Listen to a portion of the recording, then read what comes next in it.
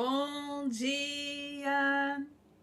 Estamos de volta com as nossas reflexões matinais, a Corsa da Manhã. E nós estamos refletindo a respeito do tabernáculo de Moisés, das suas gloriosas verdades a respeito do nosso Deus e também do seu Cristo, que se tornou o nosso Senhor e o nosso Salvador. Hoje, nós vamos falar sobre o pátio ou o átrio do tabernáculo. E nós encontramos então aquilo que está mencionado a respeito dele em Êxodo, capítulo 27, versículos de 9 a 19, mas eu vou ler apenas o versículo 9. Durante a nossa semana, nós estaremos então estudando a respeito de cada elemento didático do átrio do tabernáculo ou do pátio do tabernáculo, né, que é o espaço externo.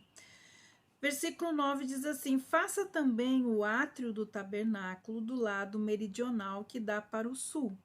O átrio terá cortinas de linho fino retorcido. O comprimento de cada lado será de 44 metros. Números capítulo 2, versículo 2 também menciona a respeito do pátio ou do átrio do tabernáculo e nos diz assim: os filhos de Israel assentarão as suas tendas, cada um debaixo de sua bandeira, ao redor e defronte do tabernáculo.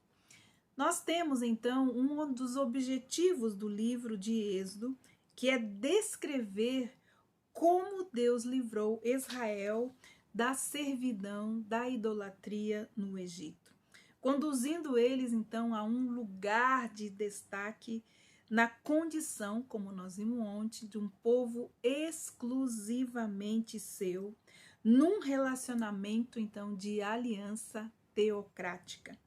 Teocrático quer dizer Deus no centro, né, do governo, o poder de Deus, é Deus governando. Então, este seria um governo teocrático, onde Deus governar.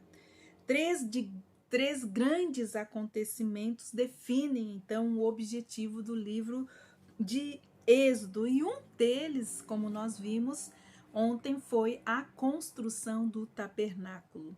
Hoje nós vamos então refletir sobre o pátio do tabernáculo, que é o espaço externo. Cada detalhe nele descrito pode nos ensinar a respeito do nosso Deus e do seu Cristo. O pátio era o único, né, meio de entrada.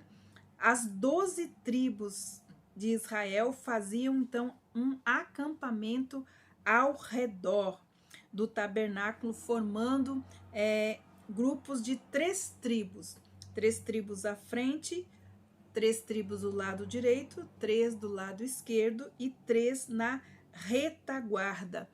Quando nós olhamos então, né, o desenho arquitetônico, nós vemos, né, que há uma figura muito conhecida no cristianismo, que é a cruz.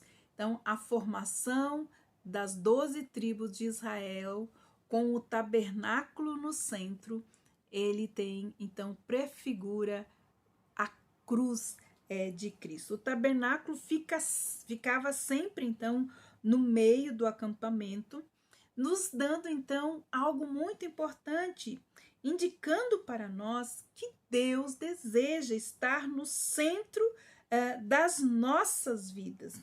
Êxodo capítulo 25, versículo 8, que nós vimos no nossa primeira reflexão, diz assim: e me fareis um santuário e habitarei no meio deles. Então, a formação das tribos indica, então, exatamente isso. O tabernáculo ficava no centro das 12 tribos, falando que seria, então, este o seu lugar de habitação. A direção, né, a direção do tabernáculo deveria ser sempre montada com a sua frente voltada para o oriente ou para o leste, isto é, em direção ao sol nascente. O que podemos aprender com isso? Então, a cada amanhecer, os hebreus poderiam ter a convicção de que as misericórdias de Deus estavam sendo renovadas sobre eles, como nos diz Lamentações capítulo 3, versículo 22 e 23, e como os salmistas falavam que as misericórdias do Senhor se renovavam a cada manhã. Então, nós podemos já ver aí esse elemento didático nos ensinando. Certamente esta direção para o sol também apontava para quem? Apontava para Cristo, aquele que é o sol da justiça, como nos diz Miqueias capítulo 4, versículo 2. E também que a nova aliança seria cristocêntrica, Cristo no centro, apontando então para o cristianismo.